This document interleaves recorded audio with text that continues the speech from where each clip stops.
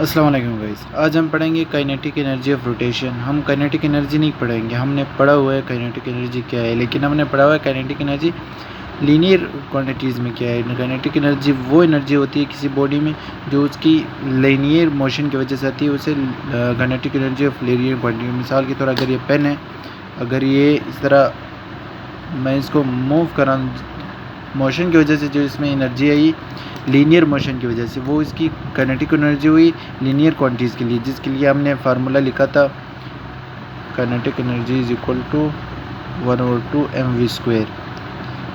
ये तो याद होगा सबको। अब इस फार्मूले से हम काइनेटिक एनर्जी ऑफ रोटेशन को फाइंड करेंगे। काइनेटिक एनर्जी ऑफ रोटेशन क्या है? बॉडी की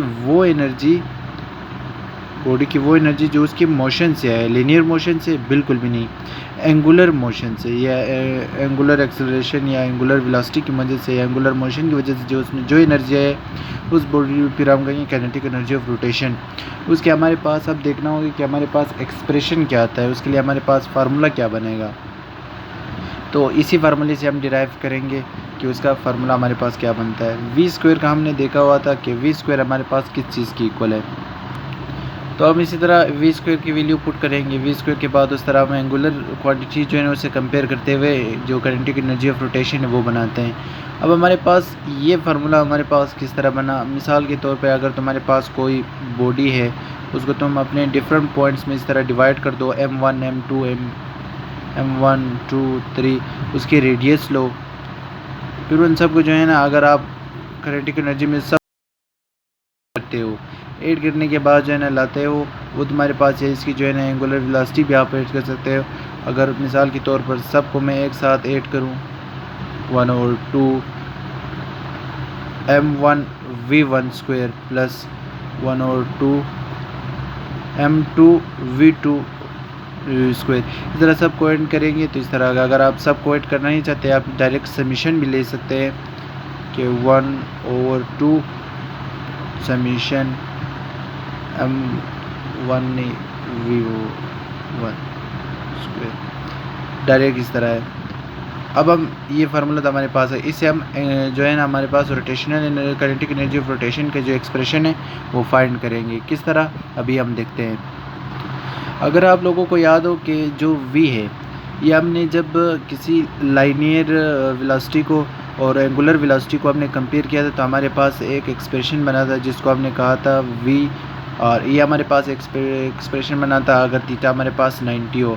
अगर हम v को इस तरह पुट करें तो हमारे पास काइनेटिक एनर्जी क्या आ जाएगी, तो हमारे पास काइनेटिक एनर्जी आ जाएगी 1/2 m ω² r²। ये हमारे पास ये वैल्यू आ गई। अगर हम इसको आगे देखें काइनेटिक एनर्जी, हम इसको 2 r को इस तरफ लिखे ω²। अब ज़रा रिकॉल करो, mr² हमारे पास किस चीज़ की इक्वल है? हमारे पास मोमेंट ऑफ इनर्शिया की इक्वल है।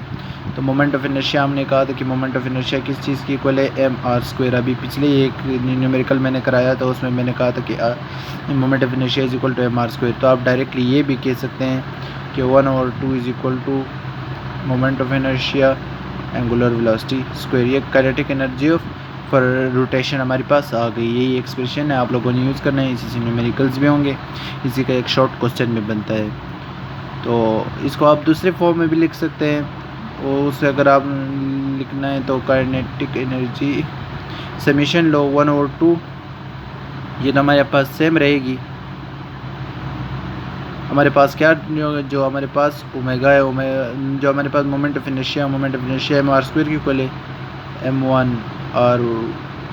1 नहीं लेके सबको ऐड करेंगे, समीशन होगा तो फिर इस तरह आ जाएगा। और लिख दो, दोनों तरीके से कोई एक भी लिख दो।